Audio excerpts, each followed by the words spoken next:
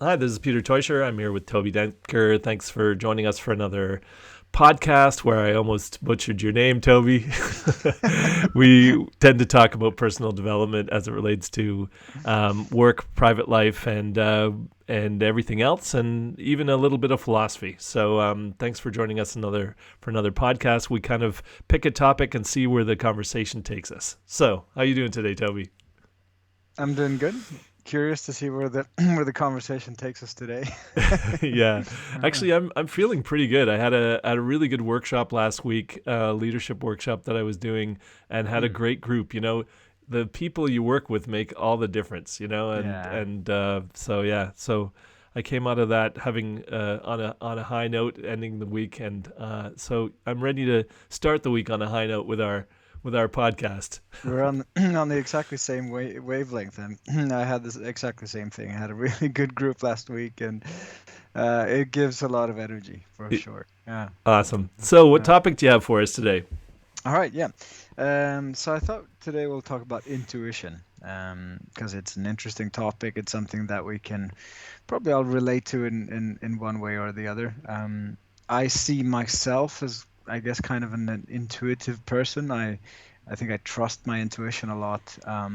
But I think it's interesting to just discuss what kind of role intuition can play in, well, in how, in your decision making, in yeah, in your mindful kind of approach to things.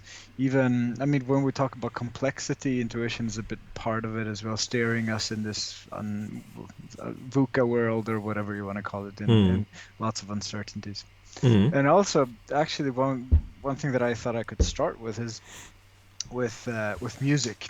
Um, that I like to play music, and I think it's really interesting when you compose, or especially when you if you need to play a solo, and if you're recording a solo, usually like the first take is, well, very often like the best one, because you get in it. The first take is like you play from your intuition. It's a little bit improvised, and you get an idea. You just follow this feels right. So it's a lot about that feel. And then if you try to copy that, it's almost never as good, because then you have something in mind that you have a picture of what it's supposed to be like.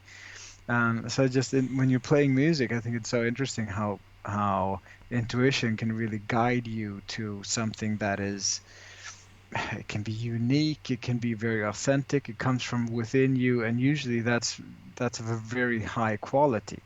So I guess that maybe paint a little bit of a picture of the power of intuition, how powerful it can be to really, go inside and just trust your inner instinct, and that it will be a good outcome coming from that. Yeah, much like you, I am a person that really trusts my gut feeling, that intuitive sense of the right thing to do, and I think it also, when you're kind of in the flow, that's kind of what guides you, right? The thing Mm, it's not rationally decided. It's not, you don't have to think about it, and I think the important thing with when talking about intuition is really, how do you define it, mm, and this is where I have, I personally have a different take than someone like Daniel Kahneman, who obviously brilliant, won the Nobel Prize, but in his book Thinking Fast and Slow, mm, he talks about how our intuitions are often wrong because they're based on these, unconscious biases that we have, mm, and he talks about heuristics, which is obviously our it's the connections the brain makes. It's the assumptions that we jump to, so the shortcuts that mm, we make in the brain in order to not have to assess all the data, but work on what we've already had historically, and mm, then come to a fairly quick conclusion. So that's mm, heuristics, and I mm, think mm, so that's still a very rational kind of process, although it's these shortcuts. For me, I think intuition is not that. So I think in the scientific community, when they talk about what are your intuitions on this, they mm, they really, it's putting together the pieces that we have in our knowledge base and coming to some conclusions. I think for me, intuition comes from a deeper place, and it sounds like maybe for you as well, because when you talk about music, that's very much inspiration as well as intuition. And I think that's kind of the place I see it coming from as well, is that, it's when we think about Carl Jung, the collective unconscious, or just the unconscious in general. When we look at where our feelings come from and what they mean, because we're essentially, when we're talking about intuition, we're following sort of an impulse, a feeling that we have. Sure. And the unconscious, whether it's in dreams or whatever, it communicates us with us not in sort of the normal standard language or in linear thinking, a lot of metaphor, but a lot of feeling. And so our unconscious is far more, most psychologists will tell you our unconscious is far more powerful than our, the rational mind is only just a small portion. It's the tip of the iceberg. Yeah. And so, through our experience, obviously we store a lot of knowledge and understanding in our unconscious, so that we don't have to use up all of our, waking hard drive, using all that processing power. And so that's why I think the unconscious, whether you think it's something, as Jung talked about, the collective unconscious, where we have sort of this, as humanity, we have this kind of a collective, or even within cultures, this we share some kind of a consciousness or knowledge base, a collective memory. Absolutely. Or whether it's just an individual thing, that may be the case as well, but it's still that what's below the surface. And so that's why that part of us communicates far more through feelings, through impulses, through nudges, right? Language is it's also a particular part of the brain, whereas feeling is another part of the brain. And so that's why, for me, it's not this. It's less about the shortcuts that the brain takes in order to make quick, snap judgments, because there's the book. One of my favorite nonfiction authors, Malcolm Gladwell, he wrote a book called Blink, and it's about these snap judgments we make, and how, with the expertise that you've developed over time, you're able to make very accurate judgments on things that the average person who has no experience in that area does. So I think the reason I bring all these things up are there are different ways you can look at intuition and where that comes from.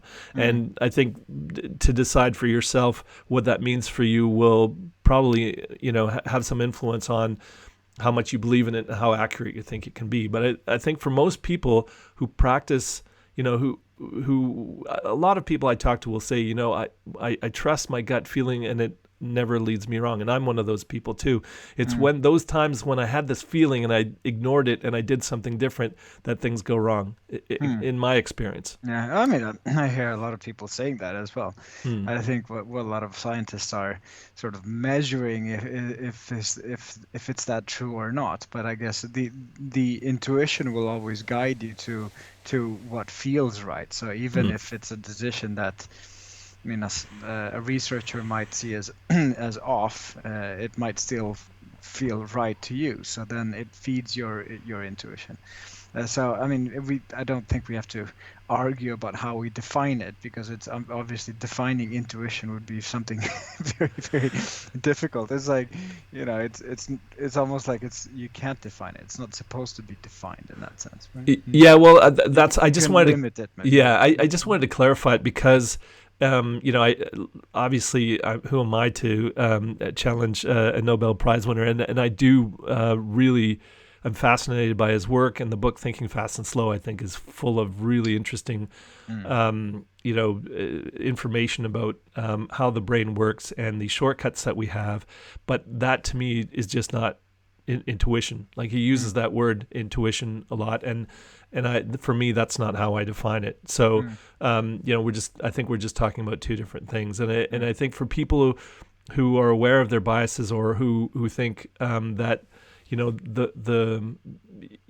don't trust that, who think that, my gut feeling doesn't get me where I want to go. I think part of it is just learning to trust yourself and learning to recognize the signals that we learn what signals is my body giving me, right? So So some people are more in tune with their body than others, and they'll go to the doctor and they'll go, something doesn't feel right, and the doctor will do the tests and confirm that in fact something's wrong. And then other people will go to the doctor and didn't notice anything, but the doctor will say, well, don't you recognize that this is and so it's about how attuned you are. And I think it's something that you can practice in the same way that you can practice mindfulness and meditation, but just kind of getting in touch, because a lot of us are very much in the thinking, in our thinking minds, in our daily existence. And I think if we can take more time to step back from the thinking and look at how we're feeling, I think it's a big benefit. And I am a big believer in intuition. I just think there are ways to get there and improve how, I don't know if you want to call it accuracy, but how helpful the impulses and guidance is, right? Yeah, sure. I think we can definitely agree on that. It's extremely powerful. It's the powerful part of our unconscious thinking, I guess, and big part of the greater part of our being, perhaps. So yeah, the interesting thing is, how can we benefit from it? How can we tap into it? How can we maybe not understand it, because we can't, right? Probably. Yeah. That's actually, I agree with you. to rationalize and make it part of your thinking brain, or your rational brain. But tapping into it, and perhaps we can discuss different kind of techniques or ways to try to tap into the intuition, and knowing when to trust it. I think it's also interesting to have that awareness of, I think it's what's his name? The German professor that talks about complexity, who passed away last year, Peter something. Anyway, that doesn't matter. But I think he talks about a few principles about how we deal with complexity, and one of them is to go with your intuition. And he mentions is that the problem with trusting your intuition is that it's based on past experiences. So when you try to use it in a contemporary setting, it might be dated or outdated kind of data. Yeah. So having an awareness about that as well, that it can be flawed, but it's really about then having that to trust your gut feeling, but also maybe question it. So taking it one step further. Yeah. There's one thing to trust your gut feeling, but then to have that challenged in some way, if you can do it yourself or with someone else. I think that's something that might be really, that's really important, and that's a big part of coaching, I guess. To help someone to challenge your perspectives on what is your gut feeling telling you. Yeah, I think again, and I did read that about the how that interpretation of the intuition. It's all based on your historical experience and what you've internalized, and I think to some degree it is. But I think we're constantly picking up signals and data and processing it. And just in the same way that communication is, like, think about intuitive responses in the moment. So when you have interactions with other people, there are there's studies that indicate, or there are different experts that kind of indicate that almost 70% of our communication is nonverbal, right? These are numbers I've heard thrown out there. It's been so long. I don't have the exact research to point to, but there are estimates. Some of these models are very misinterpreted as well. So we have to be a bit careful how we play with them. But I mean, sure, we can agree that a lot of communication is definitely nonverbal. Yeah. Fine. So let's say the number is 70%, but it's a lot. And so basically a lot of the cues that we're getting are not. So when we're communicating with someone, or we're encountering someone, we get a sense of someone, and we don't necessarily know how to orient that feeling. So someone walks in the room, and you just have a bad feeling about them, or you have a really good feeling about them, right? And you maybe haven't even met them.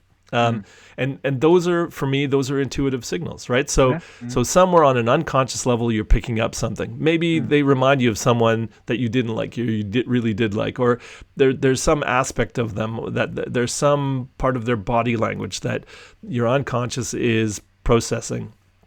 And so, so I think that definitely plays a role. And that may be something to do with your past, but it may be also in the moment. So this is the thing that I want to add to this whole, sure, there's this element of all the experience you've had and drawing on that knowledge and wisdom, because wisdom is, for me, wisdom is not so much a learned thing. It can be, but it's also an experiential thing and something that you've accumulated over time, and it's about how you've integrated that knowledge into your system. But I think it also contributes to your intuition, and so it can be being able to grasp for the right words or ideas. There's wisdom in that, but there's also the wisdom in the actions and choices that you make. And some of those can be very intuitive, right? So that's why some of it is past. I think some of it comes in the moment and how we've learned to process information. And I think the more you're in tune with sort of that feeling side of your sensory network, I think and able to interpret that, I think that's an important part of improving your ability to use your intuition. Yeah, I totally agree. I think it's something around that, how you can create a real awareness about your intuition.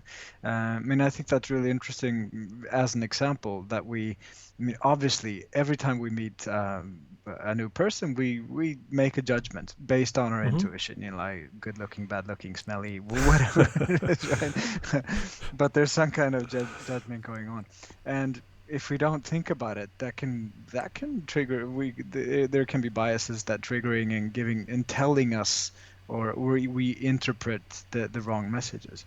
I've done interesting sort of self-presentations when I come into the room and I let the group sort of make assumptions about me and introduce myself based on that. And when they really create awareness and focus on that intuition, so what kind of messages or signals am I sending out, they get it really, really accurate, right? Because I think, and this is just my guessing, but I think they have or every person has that ability to really step into and focus that awareness and making very correct, conscious sort of judgments based on your intuition. But it takes a little bit of processing and maybe some discussions as well, because they might take some notes or they might discuss for themselves, to get some perspectives, and then adding it all up, it becomes a pretty accurate picture, actually. And I think that's really interesting. Yeah, and I think there are things that you can do to practice. I actually years ago went. I did a intuition workshop. Developing your intuition, and there was probably an element of esoteric there, or esoteric's probably the wrong word. But the guy who led the workshop did coaching and did a number of other things, but he was an American guy who spent a lot of time with Native American. Well, we call them Indians, but in Canada we call them First Nations people. But they're the indigenous people of North America, and he spent a lot of time with them and learned a lot of these rituals and so on. And so he led this intuition workshop, and there were some really uncanny things, So he helped us with some exercises, and we would. We'd have to focus in on reading certain things out of and it's amazing the impulses that we have that the other person will then confirm that's exactly right, what you've explained to me, even though how would I have known that? And I think to round up the weekend, what we had to be able to do as we found ways to kind of tune into our signals and so on, is so we were. The guys, at least, were shirtless, and we were blindfolded, and we had to go we were out in nature, and every, I don't know, 2 or 3 or maybe 5 minutes, he'd ring this gong at the place we had to get to. But we were taken away from the site we were at, and blindfolded, shirtless, going through branches. There was even a stream I had to get through. Wow. But just we would have once in a while this gong sound that would help us orient ourselves in terms of direction. But other than that, we had to purely use our senses, other than sight, to get to where we wanted to go. And it was amazing how you just kind of okay, what feels like the right decision. And I don't know, maybe it's 50-50, maybe it's just luck, but I got that we all end up getting there, some faster, some slower. And it was in the idea was that you were doing this on intuition. And I've done the same in being in a city where I didn't know my way around, and I just guided myself intuitively. Do I turn left or right here? And I ended up intuitively getting to where I wanted to go, which it sounds kind of maybe a little bit far-fetched, but I have days where that doesn't work for me, right? And there are days when I'm really in my head and I'm really thinking a lot. I'm distracted. I find I can do that a lot better when there's nobody with me, when I'm just doing it by myself. You get into conversations, lose yourself, and you don't get those impulses. And you mentioned before about when to use it, when not to use it. I think that when intuition really fails me is when fear's involved. When there's an elevated level of fear or something, I'll make irrational, fear can make you irrational, but I won't make the best choices. I think it's coming from a gut feeling, but actually it's just my fear. It's just my fear talking. So I think it's a process of knowing yourself better, right? Understanding the inner signals that you're getting. And for anybody listening who thinks this is just kind of woo-woo or, esoteric out there, I think, science can really shows that, you can research this stuff, although there's not a lot of money in researching, this kind of stuff. But it's certainly, you can test it for yourself. And when you practice mindfulness, do some meditation, and find ways to get out of the thinking side. And again, not saying one is more valuable than the other. Our rational brain is really important. Logic is really helpful for us.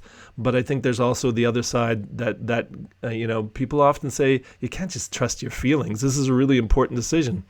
Why not? Some of the most important decisions I've made have been made on that, and it's almost always been the right thing for me if I was dialed into my inner signals, right? Yeah, it's very rare that when you choose your life partner, that you sit down and make an Excel sheet of pros and cons. Some people do. Some people do. Some people do. Yeah. But some of the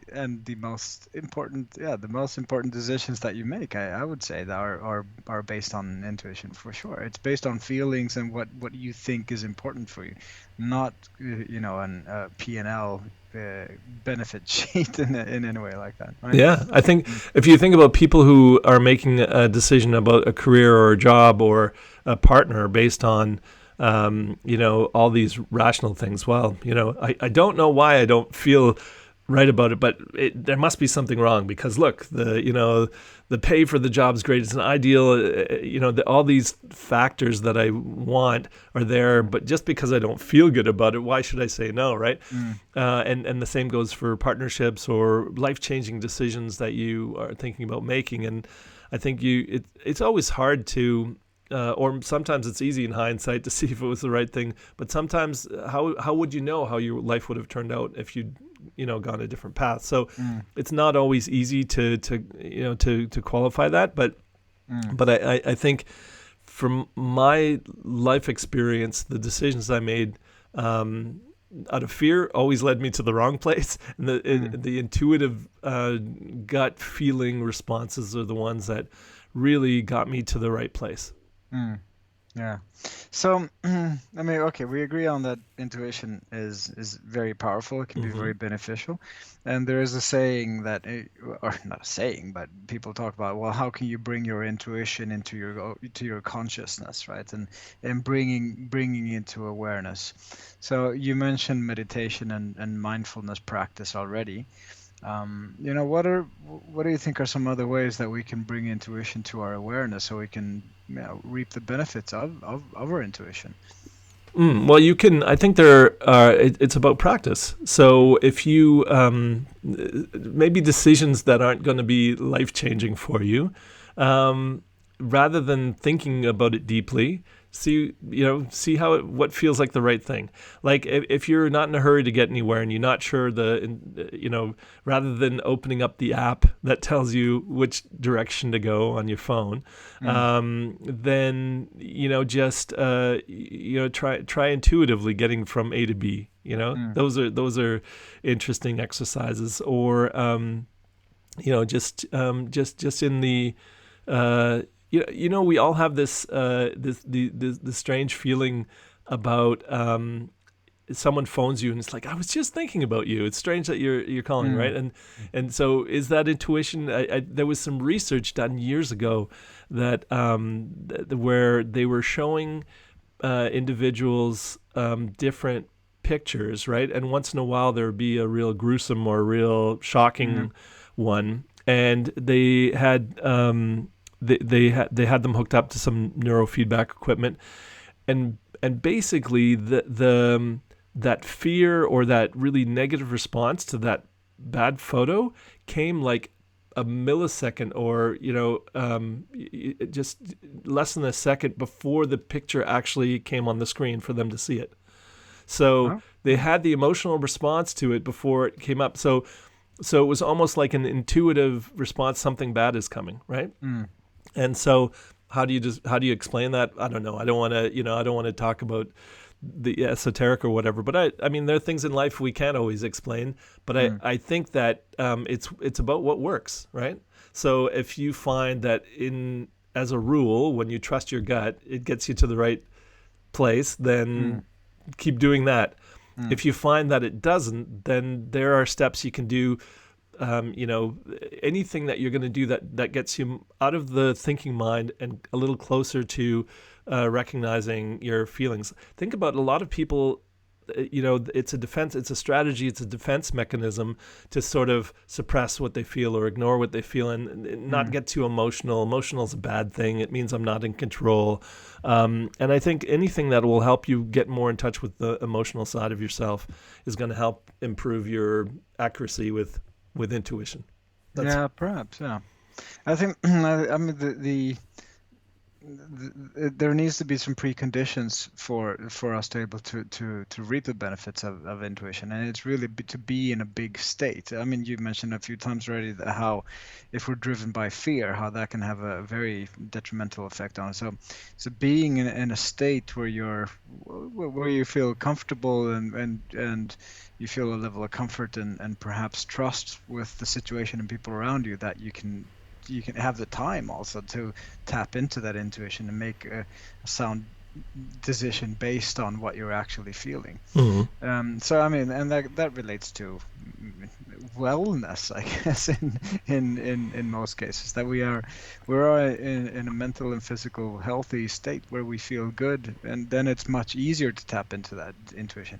It's when I think when we're under stress or we're in a fearful situation, then it's really difficult, right? And then it becomes difficult to say what is actually driving our decision making. Is it actually intuition, or is it something else? And it's probably something else, or Yeah, at least it's having an effect on our intuition. So it's really we're not tapping into the full kind of pool or the full resource of it. yeah. I think the same can So I actually think be. that's Yeah, mm, I think the mm, same can be said of not just fear, but any kind of elevated state of emotion, right? If you're super elated and you're having you're with you're excited, or you're with a bunch of people and you're having a bunch of laughs, and Are you you talking about being in love or well, something? there could be that. There could be Could that. I mean, I'm not sure. It could be more like infatuated or lust, or I don't know. I think Mm, love for me is a far deeper, more reliable, trustworthy kind of connection. But I think yeah. the kind of the euphoria that comes along with that sort of initially falling in love, maybe.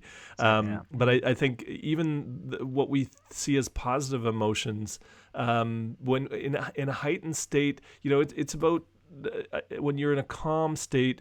Just like when you come out of a meditation, or when you're not really stimulated one way or another.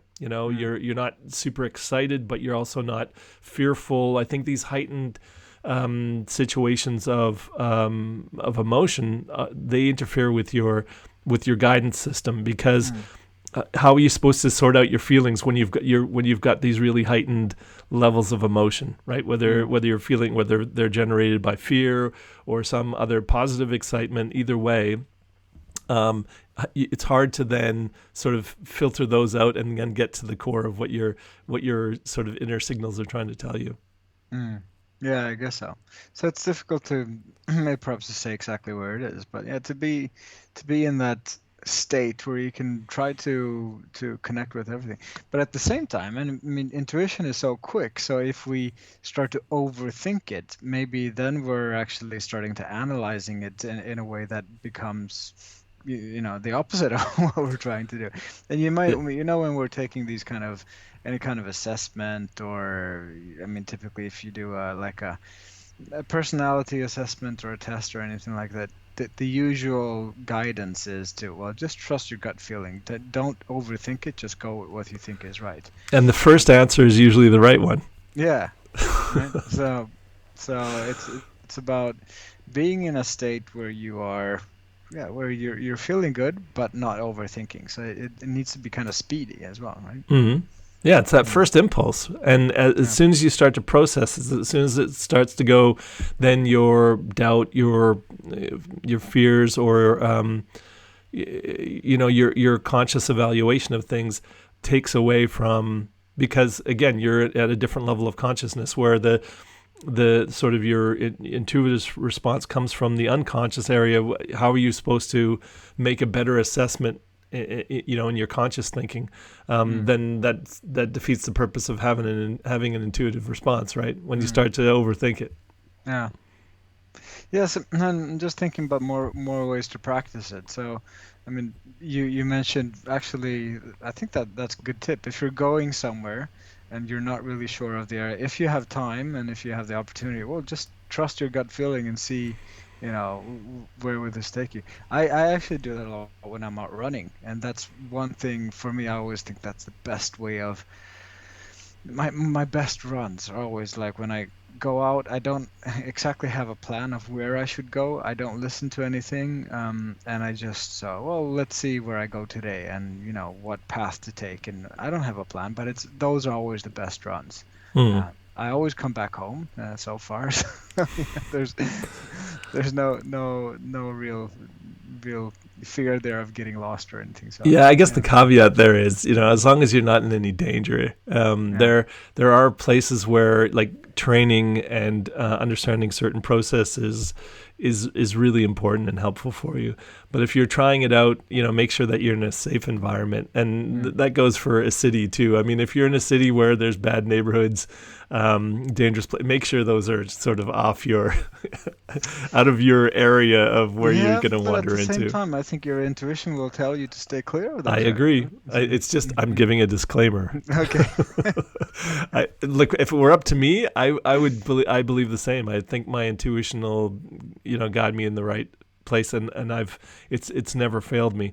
Um, I don't know if it'll work as effectively for everyone I've been told before why that people consider me fairly intuitive that way, and like, not saying that I have this gift or anything, but it's just the way I live my life, right? And I agree with you. I think everybody has the ability and just hasn't developed it into a skill, maybe, you know. So I think we all have that ability, and I think however you find a way to practice it, it is just about practice. So whether it's, you know, being spontaneous in where a run takes you, or a walk through a new place, or just every day going, well, I'm going to be very intuitive about these decisions today. What am I gonna, what am I gonna have for lunch? What am I gonna? Don't let the visual cues or your prejudgments guide you, or your habits. See if you can make some new decisions today that are purely based on, your gut feeling, your intuitive response. And I think those are great ways to practice getting more in touch with it. And it's just like anything, any technique that you use to reduce your stress level, to be more mindful, they're also going to help you get in better touch with your intuitive sense of things. Yeah, and I definitely don't know what I'm talking about here, but I'm wondering. I'm just going on a limb. I'm just wondering, like, if tapping into art. I mean, for instance, like, I don't paint, but if I go to an art exhibition and try to indulge in different ways of in different pieces of art, is that a way of practice my intuition? I certainly believe so. I don't know how or how that works, but it's a belief that I have, that by tapping into things that make me feel stuff, I mean, if it's music or arts or whatever it is, and just trying to understand a little bit what's happening with that, I think that's a way of training or developing your intuition. Don't ask me how it works. Well, look, I don't think I think this is part of why it's not a scientific area of study, because I don't think it's easy to figure out how it works. Just like there are a lot of things about the mind we have trouble really. We're only really at we know a fraction of what the mind can do and how it can work, or a lot of the our complex functions. But I think anything, I agree with you. I think art is. It creates it, for most people who love art, it invokes an emotional response. I had a girlfriend years ago who was, had studied art history, and we were, we went to a lot of galleries together, and she said, so what does this painting make you feel? And what does this art make you feel, right?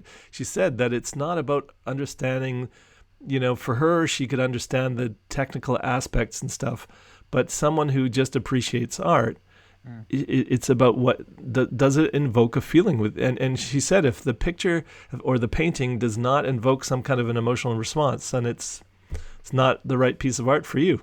And so I agree with you. I think something like art can really, anything that gets you more in touch with sort of your emotional side. So there's a part of the brain that processes emotions and feelings, but the gut is sometimes called the second brain, right? So that's why we talk about the gut feeling. And we have a lot of neurons in our gut, but we also have them. The brain has these connections called neurodendrites, but you also have them in your heart, right? So the brain cells that we have are not limited to the brain. We have them in different parts of our body. And so when you talk about follow your heart, or you say, your gut feeling, right? Those are exactly those places where we have the same neurons, brain cells, the same cells as in the brain that process things. So it's interesting that we have those kind of connections to that area of the body, because those are also, they contribute. And maybe from a more emotional side. Again, I'm not an expert on this either, but I know what works for me, and I think it really does. So any of these things that will help you get into the more emotional side of your existence, of your being, of the way you process life, right? Yeah. And sometimes there are people who will intuitively go, no, I don't like that food, and then it turns out there's something that they're actually allergic to, or that's not good for their digestive system. Maybe they're not allergic to it, but their body doesn't respond well to it. People are making those kind of decisions all the time, and without any kind of study or information or data. And the reason, this is another reason I think intuition is so important, because we can't have the data on everything. In every given moment, there are going to be unknowns. And I think those are the times exactly then when you really need to be able to trust your intuition. Yeah. And maybe now is a time where it's more important than ever, because there's talking about uncertainty and the unknown. I mean, that's definitely on the global agenda today. It's very difficult to foresee, what's going to happen. So, I think, in a lot of leadership development initiatives globally, I think it's really, it's become, I guess, a trend to try to practice this, the skill of utilizing your intuition and trusting your gut feeling and being, I guess it's set of being agile in this environment that we're in. Yeah, So I think it's important for leaders, but just also as a human being to trust that, and I can really relate to what you're saying about really feeling something. And I found, on a personal level, sometimes lately I've been a little bit sort of discouraged by the developments in the world and etc. But I find such a trust in when I hear, especially music, when I listen to something that really makes me feel something, that's the thing that really matters. And it takes away the attention for all the bad parts for a while. So maybe it's having a therapeutic kind of effort on me as well. Well, music is definitely something that can positively or negatively influence your emotional state. And so, that's maybe for another discussion, because I think when you're feeling down, music plays a great role. But I think in terms of getting into a state where you can trust your intuition, if you can use music to get you to sort of reduce the negative feelings that you're having so that you can get to a more neutral state, or calm yourself down from an excited state. I think if it does require a degree of calm and neutrality in order to assess your intuitive impulses that way. So that's a really good tip as well, trying to get yourself in the right emotional state in order to process it properly. And I think the point about leaders and using intuition, I actually have a book. It's in German and I can't remember the author, but it's about intuitive leadership, right? Leading with intuition. I think that's even the title of the book. I'm translating it from the German, but I think anything to do with other human beings, intuition plays a huge role. So naturally, so do our own issues, inner strategies. That's why relationships are so complex. Anytime, when we talk about what's complicated and what's complex, the complicated, are things you can reduce down to their simplest parts.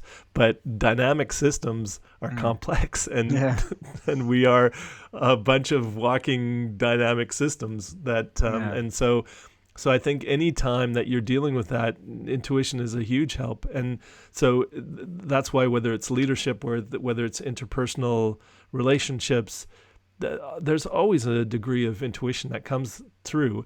And I think you'll make the right decision in those situations if you can get beyond the biases, your mental kind of connections, if you can get beyond the sort of negative emotions that are being triggered and any kind of fears.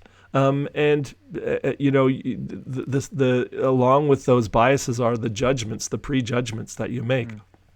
So it's if you can step back from all of those things, especially if you're having trouble making a decision. When you think about someone like Einstein, and who I've read a couple of books on him, and when he was making a really important decision, he'd go for a walk. He'd go for a Yeah. walk in nature. He'd clear his head. So it's I think that's another thing, how to get better at using your intuition. Find ways and means, processes to help you step back from the cluttered thinking mind, right? And Yeah. so obviously he's a guy who had a huge IQ, very brilliant, and he would go for a walk, or he would, if he had a problem he was trying to solve, again, a lot of quotes are tributes to him, and I'm not sure if all of them are legitimately Einstein, but he said he never, according to what I've read, he never came up with his greatest ideas through the process of rational thinking. It was always this inspiration, this intuitive response, this feeling about how do I get here, and this is why I don't like the word counterintuitive, right? Because counterintuitive refers exactly to the sort of habitual way of thinking about things. Rather than that kind of emotional impulse. It's this is counterintuitive. So in other words, this is counter to the way I normally think about something. But for me, intuition is not a thinking exercise. It's not a thinking process. So to say, oh, this is counterintuitive, well, no, that this is counter your expectation or your assumptions, but it's not counterintuitive. This is where you have to be careful with words. But that actually relates to we had a conversation a long time ago when we talked about how do we learn, or is it like thinking about learning or something like that. And I think we talked about how it's really beneficial to work really hard on something, but then you need to take the breaks, because that's when how the brain functions, and you need to go into another state to relax so the synapses in the brain can actually really connect with each other. So it seems to be something really important there, and I think that why I want to mention this now is great, go out for a walk, but the working with the rational part is also very important, and that makes a foundation for it clicks when you're not doing it, right? So it's working with each other. It continues to work, when sometimes you get in your own way when you're trying to be too rational. And actually, when you mentioned music before, that was another thing. If he didn't go for a walk, Einstein would play his violin. He played the violin as well. So using a different part of the brain maybe does it, or just stepping back from the thinking part and the rationally trying to figure it out, and going into the more emotional side, because music is very emotional, right? When you play an instrument, it's not about you're not sitting there analyzing. Hopefully, I even when I played the drums, which is obviously very rhythmic rather than melodic, but it was a feeling that I got from playing. And a lot of it's intuitive, right? You learn the rules, or you learn some techniques, and and get skilled that way. But the rest of it is very intuitive. It's very and that's where that's quality in music. When you can be playing or hear someone playing technically right, and really be actually thinking about very, very, very specific about what he or she is playing. But if you hear that, then it doesn't sound good. You need to connect with that feeling, and that's when music becomes good. Well, think about improvisation in jazz or whatever, or any kind of music. When you improvise, it's an intuitive thing. It's not something you've planned. It's spontaneous. You just see what flows out of you, and that for me is also tapping into an intuitive guidance system. So. And on that, there's something that I've come across a few times called body sculpting. I don't know if it's I haven't heard of it. It's that's really tapping into your intuition so you can do it as an individual, but also as a group. So if you're considering a situation that you're encountering, or that you think you will encounter, can be part of a change process, for instance. And then you have to act out just by using your body language as a sculpture of what is going on with your emotions there. So how are you feeling about it, and is it fear involved, for instance? Do you see the opportunities? It's very different body language that comes up, and you can do it as a group, but you can do it as an individual. But if you're doing it as a group, you can really create some kind of, I mean, you're interacting with each other, so Hmm. you're actually tapping into each other's intuition somehow, so that it become part of the collective awareness. But it also, I mean, it's a group work. So then afterwards, you can also have a discussion. You know, what happened there? How did you feel? What does that represent? And becomes the foundation for a really interesting conversation about how are you actually feeling about this. But in acting out your inner feelings about a certain context or a situation. And I think it can be a really, really powerful tool to utilize to, yeah, to bring the topics up to the surface. But Hmm. it takes a lot of courage and probably a lot of facilitating to get it right, because it's you have to. I think it takes a lot of courage. I mean, it's nothing for anybody to just step in to do. No, it takes a lot of trust, right? I think Yeah, you, for in sure. order to make yourself that vulnerable in a group, it does take a lot of trust. But that really reminds me of some work that I've done with, I'm obviously, it was part of my, maybe it's not so obvious. I can say obvious a lot. It's it's part of the systemic training as a coach that I did was understanding, the obviously the inner systems, the outer systems, and there's psychologist Bert Hellinger, a German guy who developed this family constellation, right? So, Hmm. he was primarily concerned with, the impact on a person from their immediate family or their extended family, and even historically their descendants and so on, and how that and he would basically, you would have a group work where you'd have someone, at least the way I've done it. I never worked. I've known a few people who actually worked directly with Hellinger. He's since passed away, but Mm. I've done it. So you basically, a person has an issue that they need to deal with, and then they get someone who actually stands in for them, and then they get other people from the group who represent different people in their family, right, or in the Mm. group, and then you from watching these people interact, it clears things up for you, or it gives you a new sense of, it gives you an outside sort of a meta view of the situation, Yep. and it can really clear a lot of things up. So this is Hellinger's family constellation. It's called Aufstellung in German, and the thing is, that you can actually also use that in a business environment, because I've Mm. done it with people trying to, there's interpersonal conflicts within a business setting, or a professional setting, Mm. and you'll have these people that represent other people from the, and it's amazing how intuitively people interact with each other, and then you can see what's actually the real issue. You can see it by just, without having to have the people in the room. You have Mm. other people who are, the proxies for those people, and the things they say, the way they act, the way they feel, the intuitive responses they have to the dynamic. And I think that's a Mm. big part of this collective consciousness, or the what of group dynamic that we sense on an emotional level. Mm. And yeah, so I'm not talking from science here. This is just from experience, but it's Mm. very powerful work, as you say, and I think it's not to be discarded. Maybe it hasn't been studied or whatever, but I'm telling you, when you do this kind of work, you really, it brings to the surface some really important emotional issues, or things that you weren't able to pick up on from a rational perspective. And that's, for Mm. me, is another sort of intuitive aspect of our sensation and interpretation of the world. Mm. Yeah.